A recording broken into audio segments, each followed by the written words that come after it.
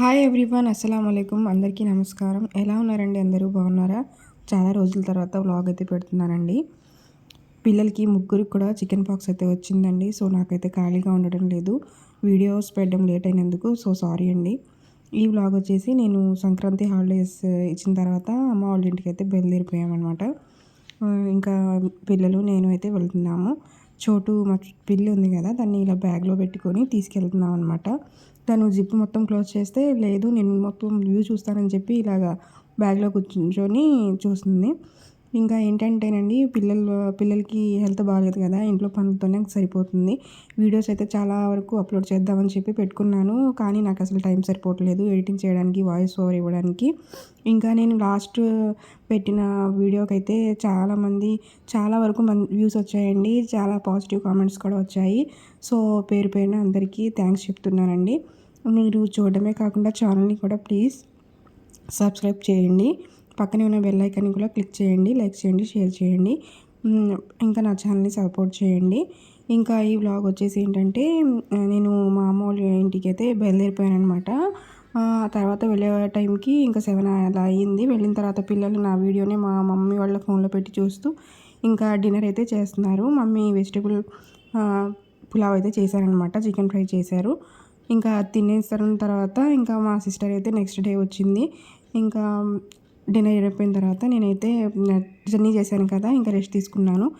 ఇంకా చోటు ఇంకా మా మమ్మీ వాళ్ళ పిల్లి ఉంది కదా, వాళ్ళిద్దరు ఆడుకుంటే ఇంకా చిన్న షార్ట్ అయితే తీశారనమాట. ఇంకా తర్వాత నెక్స్ట్ డే మార్నింగ్ వచ్చేసి నేను బయలుదేరడమే ఇక 2 డేస్ హాలిడేస్ ఇచ్చిన తర్వాత 2 డేస్ డిలే అయితే చేశాననమాట. ఎందుకంటే మా పెద్దమ్మాయికి ఇంకా కొన్ని క్లాసెస్ అయితే ఉన్నాయి, అందుకని చెప్పి తనకు కూడా హాలిడేస్ ఇచ్చిన తర్వాత బయలుదేరాము.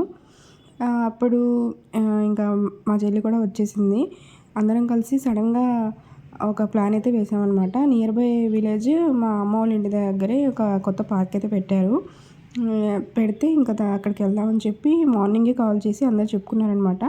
ఇంకా తొందరగా లేచి పనులు అయితే స్టార్ట్ చేసేసాము. మా తమ్ముడైతే ఇంకా మా క్యాట్స్ ఉన్నాయి కదా, మా అమ్మ వాళ్ళ క్యాట్ ఇంకా మా క్యాట్ ఉంది కదా, వాళ్ళని కిందకైతే తీసుకెళ్ళాడు కాసేపు రోమింగ్ అని చెప్పి. ఇంకా మా ఇంటి దగ్గర మా మమ్మీ వాళ్ళ ఇంటి దగ్గరే బాల్కనీలో ఇక బంతిపూల చెట్లు అవి ఉంటే చూడడానికి బాగున్నాయని చెప్పి వీడియో అయితే తీశాను. ఇంకా ఈ పనులకు వచ్చేస్తే, నేను అందరం పడుకున్న తర్వాత మార్నింగ్ లేచి నేను మొత్తం బ్లాంకెట్స్ అవన్నీ మడత పెట్టి ఫోల్డ్ చేసి పెట్టేస్తున్నాను. తొందరగా పనులు చేసుకొని ఇంకా బ్రేక్ఫాస్ట్ కూడా చేసి బయలుదేరాలి కదా అని చెప్పి. ఎందుకంటే అది ఓపెన్ చేయడమే పార్క్ 10 ఆ టైంలో ఓపెన్ చేసి మళ్ళీ ఈవినింగ్ 4:30 ఆ టైంలో క్లోజ్ చేసేస్తారు.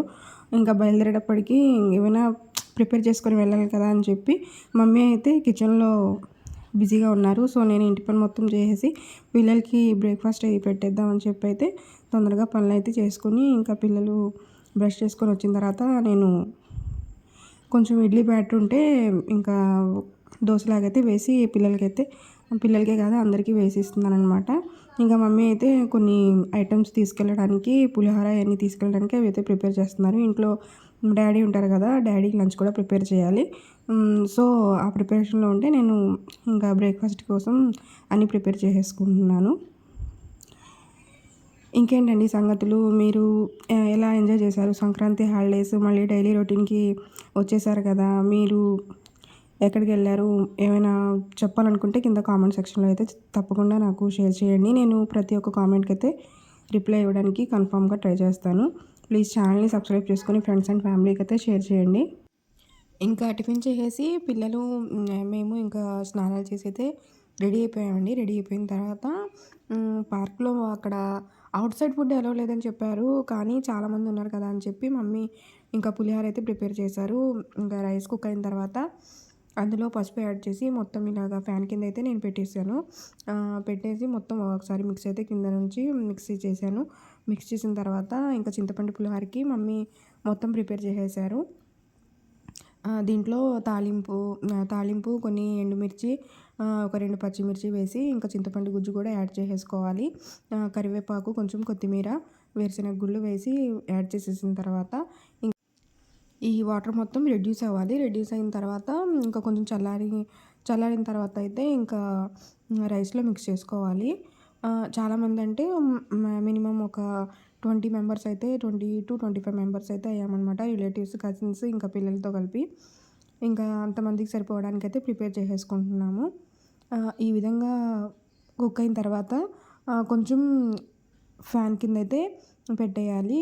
ఇంకా టేస్ట్ బావుంటుంది. కొంచెం ఇంగువ అయితే యాడ్ చేశారనమాట మా మమ్మీ. చెప్తూ ఉంటారు కదా! పులిహోరలో ఇంగువ ఏస్తే టేస్ట్ చాలా బావుంటుందని చెప్పి. సో, ఇలాగా అందరం కలిసైతే అక్కడికి తీసుకెళ్ళడానికి, పార్క్‌కి తీసుకెళ్ళడానికి మొత్తం ప్రిపేర్ చేసేసుకున్నాము.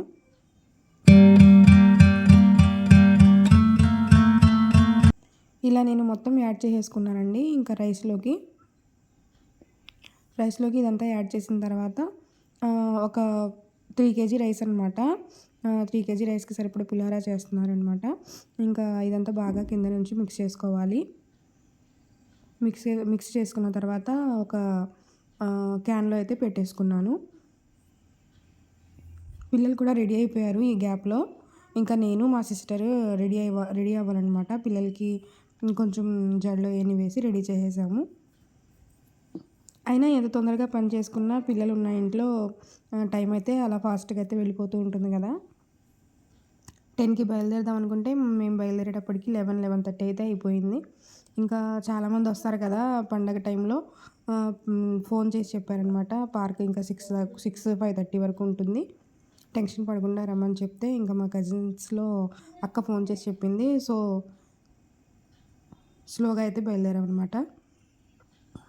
ఈ విధంగా మిక్స్ చేసుకోవాలి. పులిహోర అయితే టేస్ట్ చాలా బాగా కుదిరిందండి. ఎంతైనా అమ్మ చేతి వంట అంటే ఆ టేస్ట్ చాలా బావుంటుంది కదా! ఇంకా నేను, మా సిస్టర్ అందరం కలిసి రెడీ అయిపోయి ఇలాగా మొత్తం ప్యాక్ చేసేసుకున్నాము.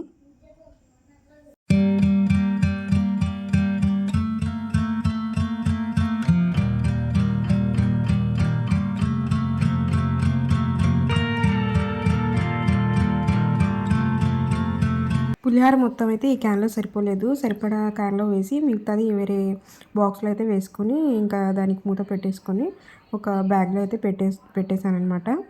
ఆ తర్వాత ఇంకా మమ్మీ అయితే శనగలు ఉంటాయి కదండీ! పచ్చి శనగలు అవి కూడా చాట్ మసాలా లాగా ప్రిపేర్ చేశారు.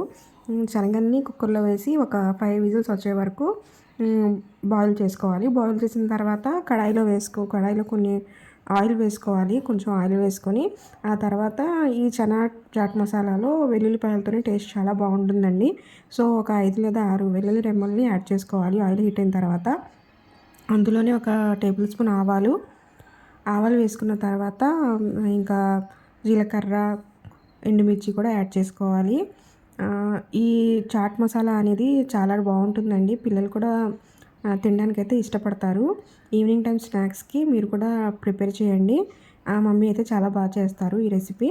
చిన్నప్పటి నుంచి మాకు అలవాటనమాట. ఇంకా ఆ తర్వాత ఫ్రెష్ కరివేపాకు ఉంటుంది కదా! కరివేపాకు కూడా ఇంకా క్లీన్ చేసి యాడ్ చేసుకోవాలి. కరివేపాకు, వెల్లుల్లి రెమ్మలతోనే దీనికి టేస్ట్ అనేది చాలా బాగుంటుంది. మనకు పచ్చి శనగలు నానబెట్టుకోవడానికి టైం లేకపోయినా కానీ కుక్కర్లో ఒక 2 విజిల్స్ ఎక్స్ట్రా వచ్చే వరకు బాయిల్ చేసుకుంటే శనగలు చక్కగా బాయిల్ అవుతాయి. ఆ తర్వాత దీంట్లోనే ఒక 2 లేదా 3 ఎండుమిర్చి, పిల్లలు తినేది కాబట్టి కొంచెం మిర్చి అయితే చూసుకొని యాడ్ చేసుకోండి. యాడ్ చేసుకున్న తర్వాత ఇంకా ఏంటంటే సాల్ట్ అయన్నీ కూడా తర్వాత మిక్స్ చేసుకోవాలి. ఇప్పుడే యాడ్ చేసుకోకూడదు. ఇవన్నీ కొంచెం బాగా బ్రౌన్ కలర్ వచ్చే వరకు ఫ్రై చేసుకోవాలి. ఆ తర్వాత ఇలాగా ఒక బౌల్‌లో బాయిల్ అయిన శనగలన్నీ తీసుకోవాలి. తీసుకొని ఈ తాలింపు మొత్తం దానిలో యాడ్ చేసుకొని కొంచెం కారం ఇంకా సాల్ట్ యాడ్ చేసుకోవాలి. టేస్ట్‌కి సరిపడా సాల్ట్, కారం యాడ్ చేసుకొని కింద నుంచి బాగా మిక్స్ చేసుకోవాలి.